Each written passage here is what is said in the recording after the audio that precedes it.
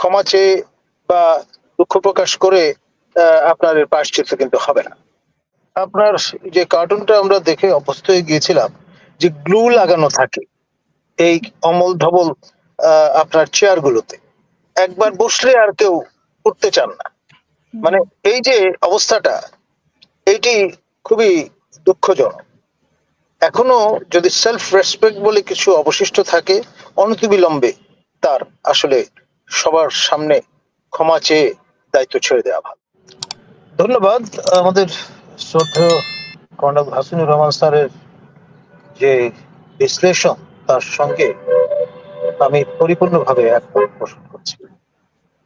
আসলে in a way তিনি হচ্ছেন জীবিত সিম্বল অফ দ্য মুভমেন্ট, আর আপনার শহীদ সিম্বল হচ্ছে আমার প্রিয় ছাত্র আবু সাইদ। আপনার দীর্ঘ প্রায় 16 বছরের যে নিষ্পেষণ, যে আপনার অচলায়ত, তা উপরে ফেলে আপনার এই পরিবর্তন নিশ্চিত করা গেছে। আমরা সেই তরুণ বয়স থেকে আপনার অ্যামনেস্টি ইন্টারন্যাশনালের সঙ্গে যুক্ত এবং কাজ করি। গ্লোবালি বিভিন্ন দেশের প্রিজনার অফ কনসায়েন্স যারা, তাদের মুক্তির দাবিতে আপনার আর্জেন্ট অ্যাকশন থেকে শুরু করে যত রকমের কার্যক্রম আছে অ্যামনেস্টি ইন্টারন্যাশনাল, তার সঙ্গে আমরা সক্রিয় ছিলাম। এবং আমাদের যে পড়াশুনো, তাতে আমাদের জ্ঞান যে পরিধি, তাতে যুক্ত হয়েছিল যে বিষয়টি, সেটি হচ্ছে লাতিনো সিনড্রোম।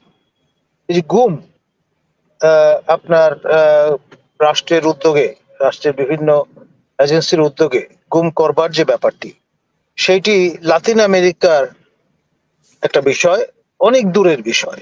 আমাদের দেশ পর্যন্ত এসে তা আমাদের জীবনকে আপনার কন্ডিশন করে দেবে, এটা কোশ্চিন কালেও কিন্তু আমরা ভাবিনি। আর ওন কান্ট্রি রুল থাকবার কারণে আমাদের দেশের ভেতরকার বিষয়গুলো নিয়ে আমরা কাজ করতে সক্ষম ছিলাম না। তো যাই হোক, যেহেতু অ্যামনেস্টি ইন্টারন্যাশনাল কাউন্সিল মিটিং থেকে শুরু করে অ্যানুয়াল মিটিং, কনফারেন্স, সিম্পোজিয়াম, বিভিন্ন রকমের অ্যাকশন, এগুলোতে যুক্ত থাকবার কারণে প্লাইট অফ হিউম্যান রাইটস, সেটা সম্পর্কে আমাদের সম্যক উপলব্ধি এবং ধারণা ছিল।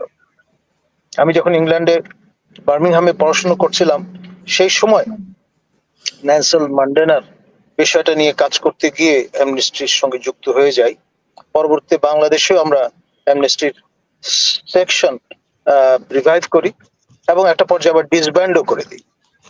এখন এই যে পরিস্থিতিটা, এটা তো একদিনে তৈরি হয়নি, এবং আউটব্রাস্টটা কিন্তু সেই কারণে, যাদের কারণে, যাদের ত্যাগ, তিতিক্ষা এবং বিসর্জনের মধ্য দিয়ে আজকে এই দ্বিতীয় অন্তর্বর্তী সরকার ক্ষমতায় অধিষ্ঠিত, তাদের যারা, আমরা যাদেরকে দেখছি ম্যানিং করছেন এই কুশি জবগুলোতে বসে আছেন, তারা আপনার রীতিমতো তাদেরকে বাধ্য করতে হয়েছে যে তারা যত রাত্রি হোক তাদেরকে আসতে হবে।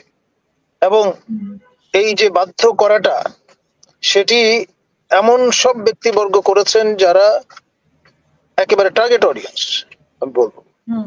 আহত,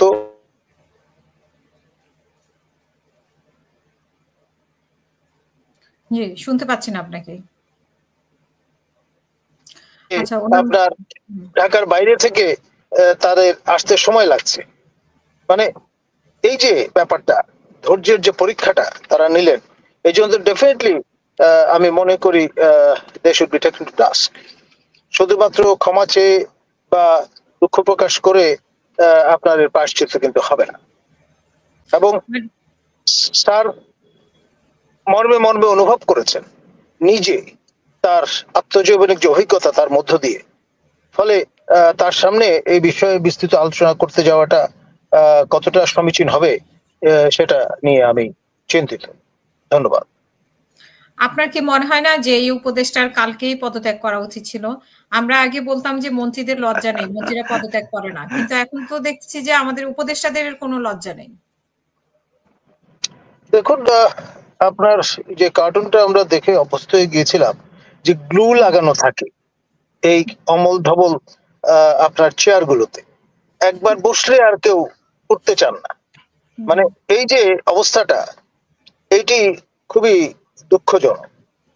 এখনো যদি সেলফ রেসপেক্ট বলে কিছু অবশিষ্ট থাকে, অনতিবিলম্বে তার আসলে সবার সামনে ক্ষমা চেয়ে দায়িত্ব ছেড়ে দেওয়া ভালো। হুম।